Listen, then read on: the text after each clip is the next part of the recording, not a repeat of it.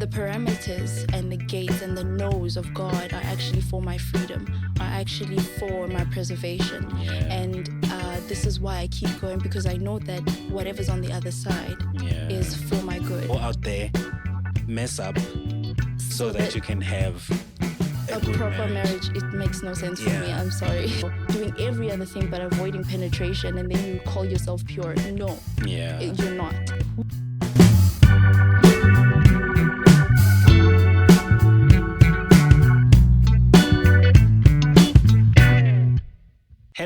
Hello, family. Welcome to Finding Beauty in Marriage, your podcast for all things marriage, and a place where we build beautiful, meaningful, and fulfilling relationships.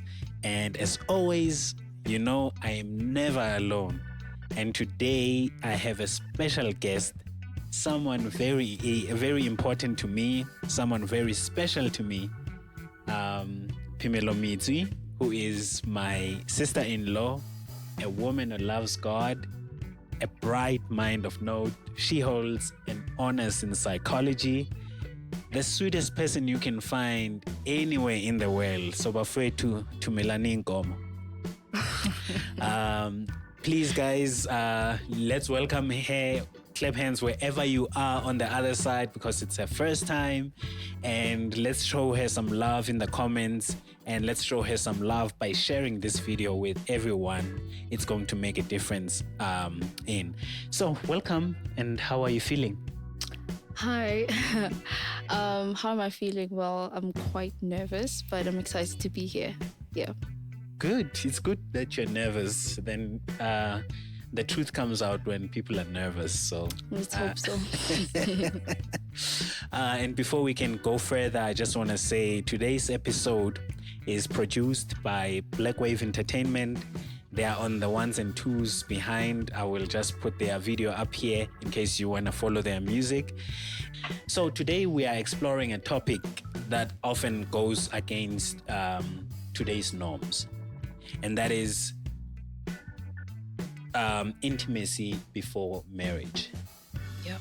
And this is a topic that if you decide to become pure, and we're talking sexual purity, you can literally be faced with a lot of criticism and a lot of backlash from today's community. Yeah. So I brought you here because I know this is a journey that you have been in. Mm-hmm. And I felt like if there was anyone who was going to be able to talk about purity better, it's someone who's actually doing it. Okay. Who's actually running that race, you know? And I think the first thing I want to find out is why? Why?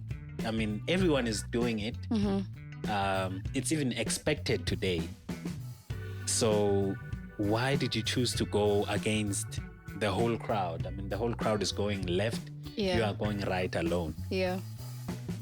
I think why I'm doing this is the fact that it's just simply my fear of God. Mm-hmm. The Bible does tell us to preserve sexual intimacy for marriage, and I follow that out of my fear for God. And at first, when I did that, obviously I was young, and whatever the Bible says when you're young, you do it. No understanding, but you still followed through. But the older I got, I realized that how do I put it? The parameters and the gates and the no's of God are actually for my freedom, are actually for my preservation. And this is why I keep going, because I know that whatever's on the other side is for my good. My preservation is for my good when I go into marriage. Wow.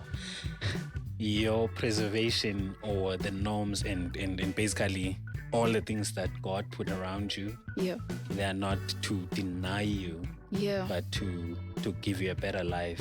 To give you freedom. And I want to find out if, I mean, like I said, everyone is kind of, if you get in a relationship now, it's almost like it's expected that you get intimate. Yeah. And from where I stand, if you have a boyfriend, now you told me you don't have a boyfriend, so stop exposing me also. That's why I asked for cows from the gents. Guys, be fast there. But I want to find out, how do you navigate that whole thing of really balancing the voices of other people talking about you should be in a relationship to start with. I believe people get shocked when you say, no, I'm not in a relationship.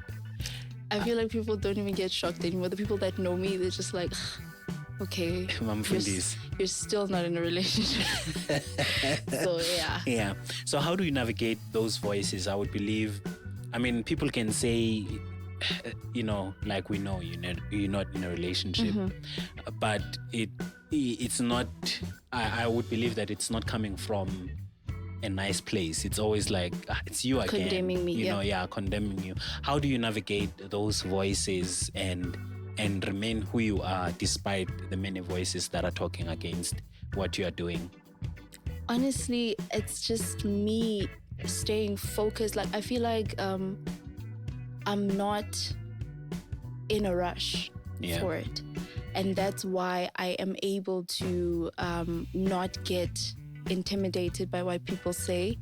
I always say, this is something that I also got from, I was watching a sermon somewhere and I really forgot the pastor, but it was from a Potter's church. And what he said was that for single people, it can be a thing that, they're not looking, but they're ready to receive. And that's where I'm also at, is that I know that I am not influenced by these people is because I'm not looking, I'm not in a rush, but I am able to receive in a sense that if it does happen, then okay, I'm in that space. But yeah, that's literally it. Oh, well, I thought you were going to say you heard it from me. I was like, but... Lol. And maybe let me just track back a bit. Have you faced quite a lot of criticism, first for not dating? Yes. And for not having been intimate? Everything, yes. Okay. Tell us more about that. It's because, like you said, it's the norm. Yeah. So when I come and I go against the norm, it's like, what is wrong with you? I have faced that criticism, and I've had friends sit me down and be like, dude, you need to be serious about life. Yeah. You need to get laid. Rev your own engine, and before you all those things, you need to go out and explore before you actually settle down and everything like that. And like I said before, I followed what the word said before I got to actually get a revelation when I grew older. And even when I was not fully clear and understanding what the word said when it said, do not be intimate before marriage, no one could still influence me to go against it. Like, it didn't make sense for me to go out there and be promiscuous and go against the word to prepare me for marriage. It doesn't make any logical sense for me to go out there to do it so that I find myself in a happy marriage. Yeah. Like, it really doesn't. It's almost like go out there, mess up so that you can have a good proper marriage. It makes no sense for me. I'm sorry. I get you. I get you. And what do you believe are the benefits to purity for now and for the future? I believe the benefits of purity are a godly marriage, because in remaining pure, it's never about just yourself. Yeah. It's about your marriage. Yeah. So if I remain pure and my future partner remains pure, we are doing it for our marriage, for a godly marriage. Yeah. And we are also doing it for godly children. Yeah. Because the Bible does say that we are to be on earth. One of the things that we are on earth for is to multiply. And when we have a godly marriage, it will have godly offspring, all of it based on God.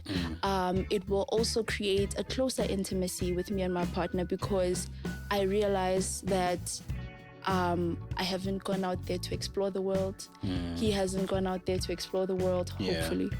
And so when we are together, there's nothing to compare it to. And there's nothing to, judge. You figure things out together. So I believe, yes, it's for a godly marriage and for closeness in the marriage, because we would just try and do life together, and that would grow our intimacy in a way. I hope I'm making sense. You do. I think there's nothing like really experiencing things for the first time together with your spouse, because then you have, like you say, you have nothing to compare it with. So it becomes the best experience that you've ever had. You're experiencing it for the first time with the person that you've committed to be with for the rest of your life. And it becomes like, wow, okay. And if you ever improve from that, it becomes like, wow. It's no, there's no comparison. And that's the beauty of it. I love that. Do you have maybe any personal story that you can share with the viewer today that really reinforced your belief? Something that maybe not happened to you, but has happened to someone that you say, exactly why this is exactly why I'm remaining pure. No names. No, obviously not. No names. But the fact that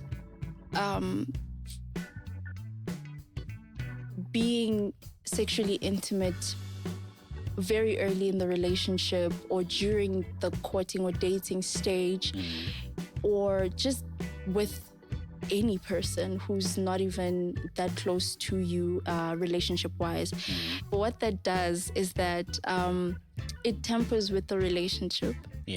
Often at times that because they've gotten to know you in that way through sexual intimacy, it's not that it's not necessary to know you in other ways or other levels, but it becomes like a lot of work to get to the other places. So the emotional intimacy is no longer there. You don't finish each other's sentences. Not that that's important and everything, but they don't get to know you. And that for me is why I always say that, that this is exactly why. Is that it really messes up in relationships. Also the fact of comparison, like I said before, is that maybe there might be comparison from a previous partner while you are with a new partner that so-and-so was better or whatever. So those are kind of some of the examples that I realized that this is why I don't do it. And have you been ghosted for being pure? I'm the one that ghosts. Oh, okay. I do get trolled, but never ghosted.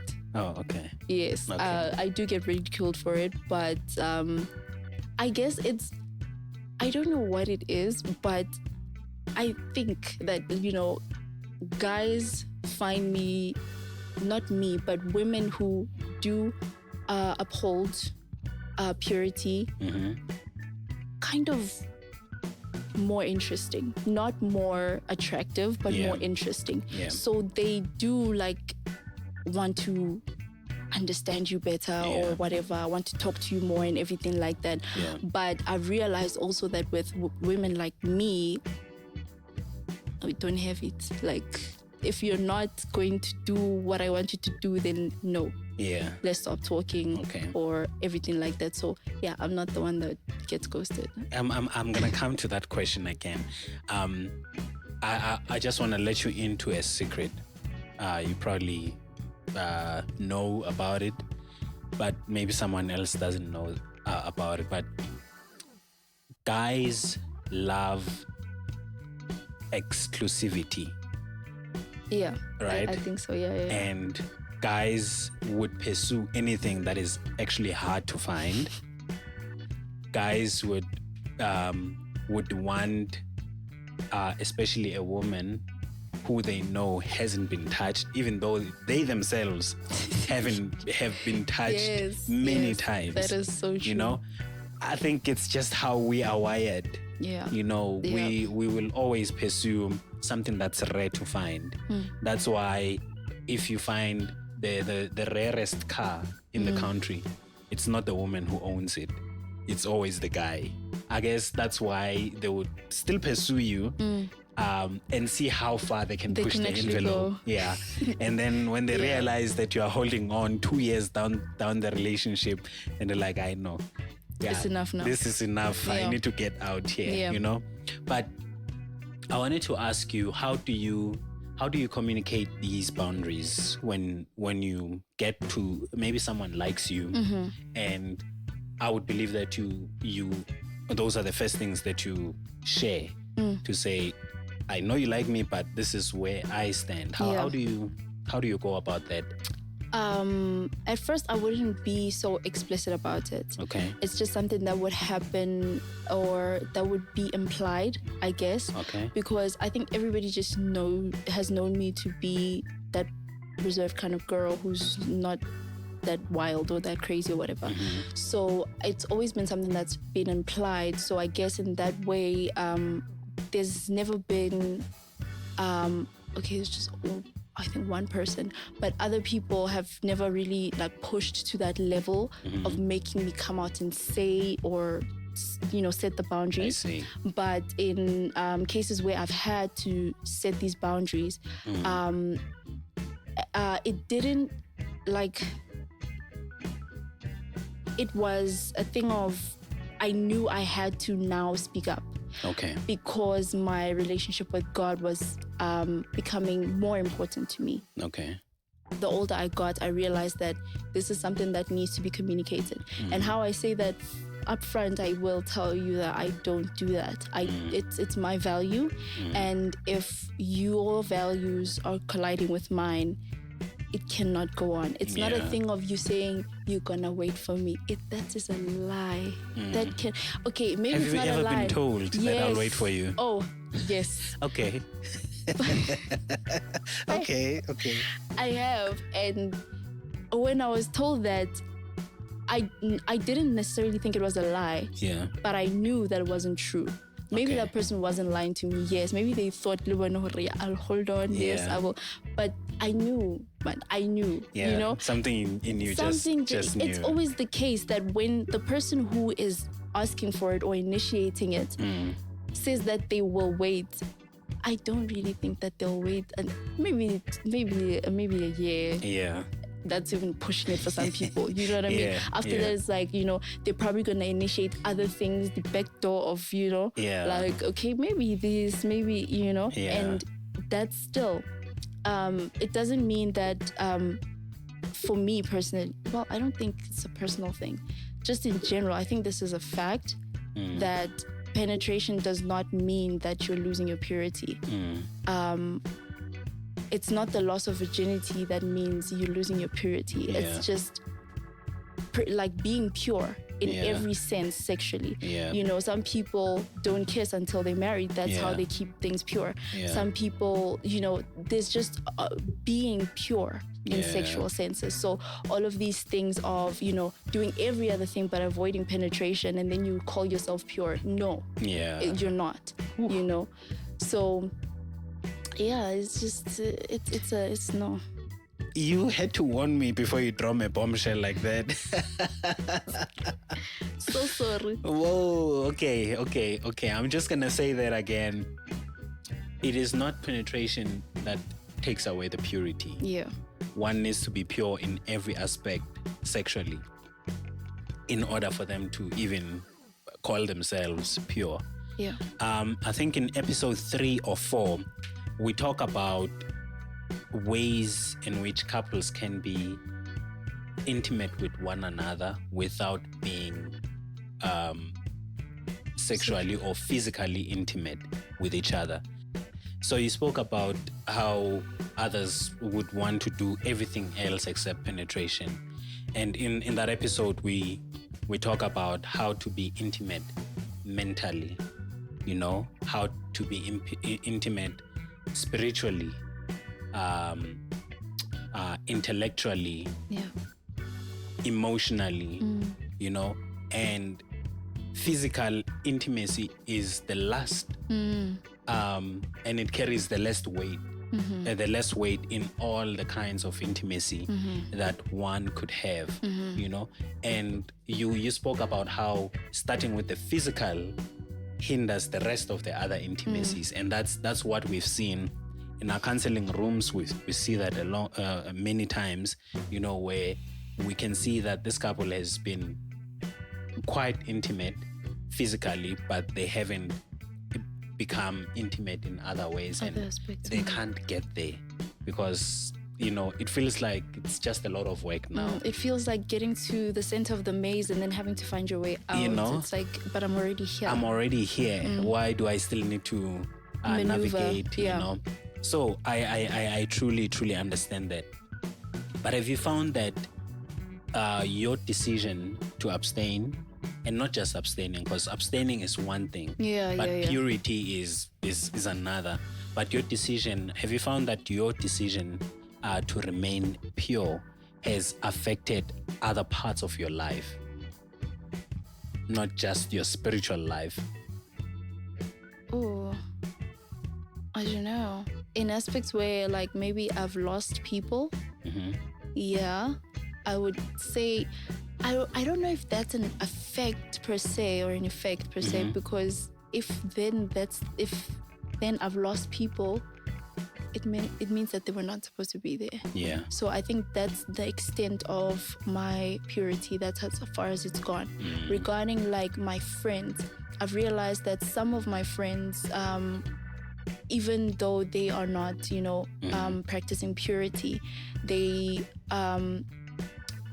really appreciate the fact that I do. And it's grown our relationships, regarding our mental intimacy with my friends, but it's also a thing of, if a person, I just want to say this, maybe I'm going on a tangent, but if a person is not willing to, not necessarily wait, but if a person is not willing to get intimate with you in all other aspects, it's not worth it. Yeah. And I've seen that with the people that I've lost, quote unquote, because they are seeking to get to that level. And when I am opening the door for all these other aspects of intimacy, it's like, well, and it's like, okay, fine. Yeah. Bye. Yeah. Okay, gents. We can improve, man. We can improve, and I hope if there's anyone. What are you doing?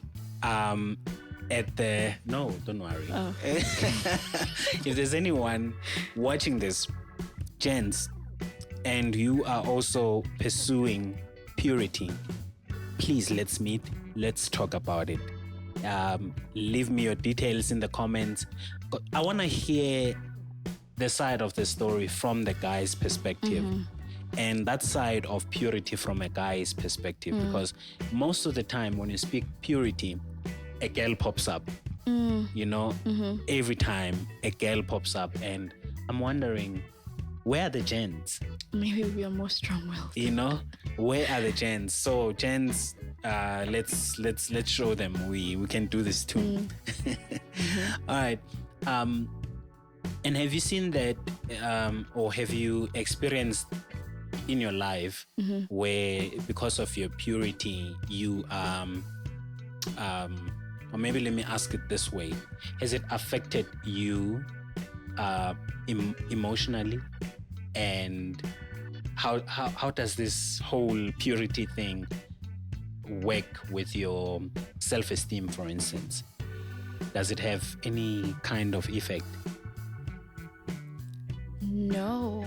Okay. I guess because I'm just strong-willed in that sense. Okay. That, like I said, I'm not actually influenced like to that degree where I sit down and I think to myself, should I do it? Because everybody else is. I've never come to a point where I questioned myself and I questioned my self-esteem. It has not affected me in any way. I think it's also because a lot of people know this about me, people who actually are close to me. Yeah. They know that, I don't just easily hop into a relationship. Okay. So for me, first relationship and then like courtship and then marriage, and then so that would like the intimacy would be that side. Yeah. So because now I need to sort out my courtship and dating aspect, I know that I cannot. I have no right There's to no be question phased about by all the influences of other people. Yeah. Yeah. Awesome. Wow.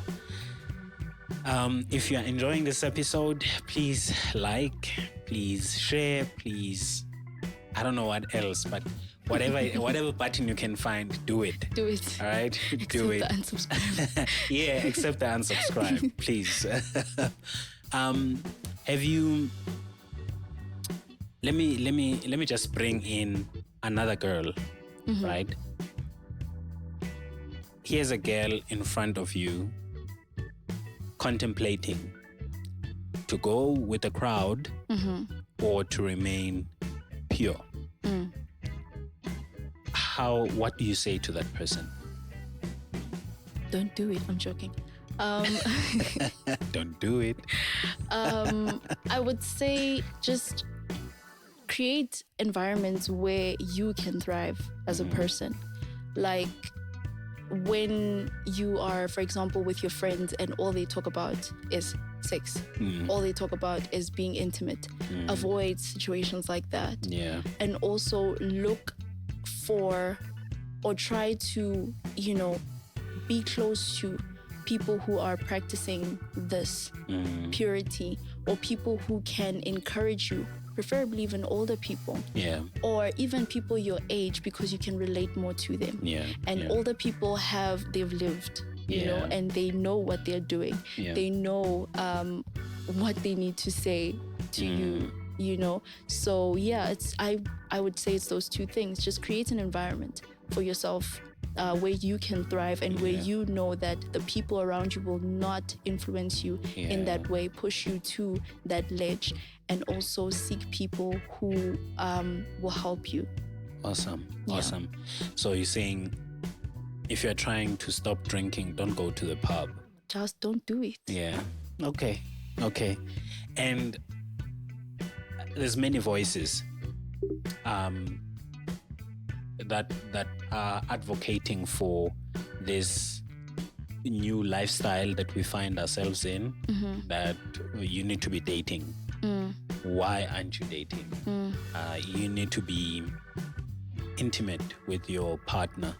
Why aren't you intimate with them? How do they say one is already in that situation, you know, where maybe they are already intimate, you know? How do you, or what do you say to them to help them shut down those voices and actually get out of it? Shut down the voices of continuing intimacy. Yeah. And practicing purity. Yeah. Yeah. I'm sorry, I threw a curveball on you.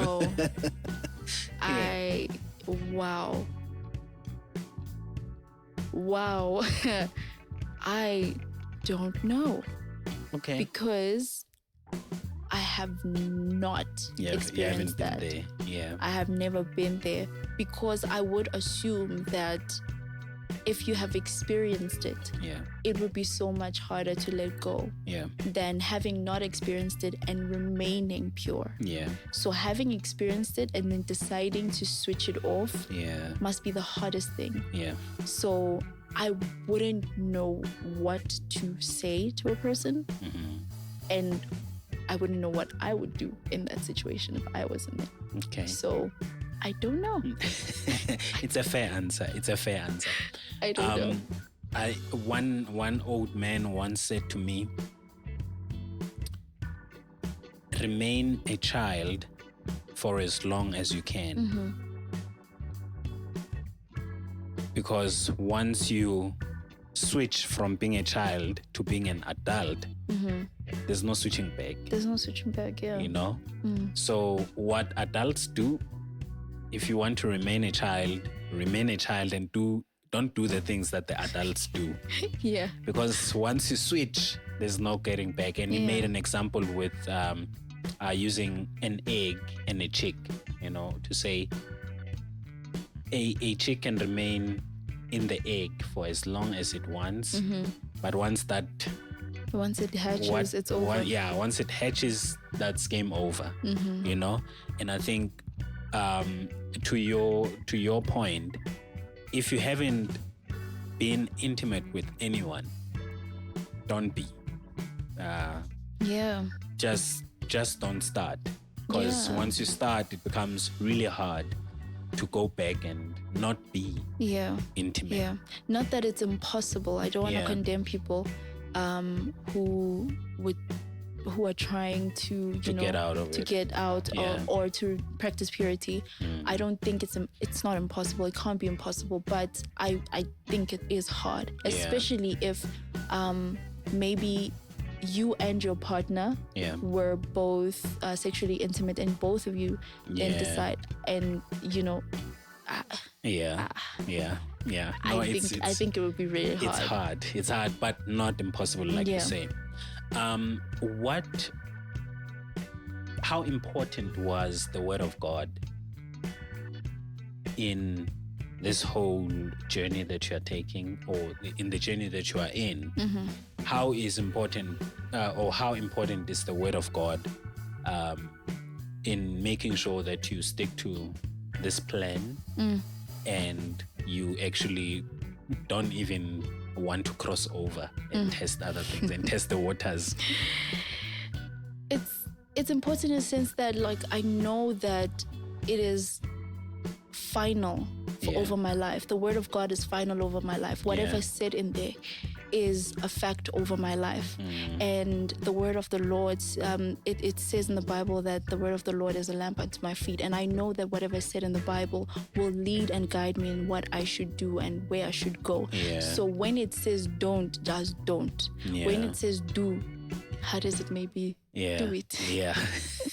So obviously in very practical senses, but it is important in that sense that I know that whatever God says is meant for my good. What He thinks of me, what He says over my life is meant for my good. So that's basically awesome.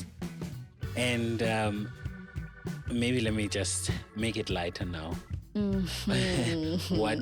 What else would you like to share with the viewers? Anything that you would like to share with them regarding this journey of purity? What I would like to share, this journey is quite interesting. Like I said, you win some, you lose some people. And it really builds a closer connection with you and your God. 100%, I vouch for it. It's just, you get to know yourself as well. You get to know what your likes are, what your dislikes are. And hopefully you are able to also communicate that when and if you decide to, be sexually intimate, or when you are in a relationship, or in any other sense. So you get to truly know yourself. You get to build a bond with yourself. You know what your likes are, what your dislikes are, what your personality is, and you appreciate yourself for who you are. So that's what I would like to share with the people. And are you proud of yourself that you took this journey? 1000%. Okay. Yes. yes. As long as you're proud. Yep. I am proud. Yep. Stay tuned for the results of my purity. I am proud. I know your sister is proud of you. I don't know if I mentioned, this is my wife's little sister. If you thought it was hair, it's not. Wow. People always mix you up. Yeah. This is my wife's little sister. I know she's proud of you. I know Mama is proud of you. And I know that woman over there off screen, she's proud of you. By the way, guys, we have an audience today.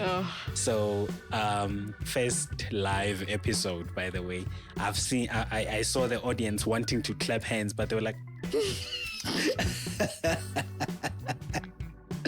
I'm glad I can't see them, because wow. Yeah, but this is it. Thank you for joining us today. I hope everyone who's listening to this episode today will learn from you, will pursue the life, will make the decision to pursue purity, but above all, we in this podcast are about building beautiful, meaningful, and really lasting marriages. And I think this is just one way to do that, to carry yourself well, because I believe whatever you choose to be, whatever you pursue right now, whoever you become determines who you attract in your life, and God is not a liar that he will let you carry yourself out throughout this whole purity and then go and mess you up at the end. The righteous will never be shamed. So I truly believe that this will be helpful to someone and help them get to either not start or just throw in the towel and say, okay, I'm choosing purity today. So to everyone, thank you so much for joining us. We love you, and we hope you have learned quite a lot. And as I always say, keep loving, stay tight. We'll see you next time. Bye-bye.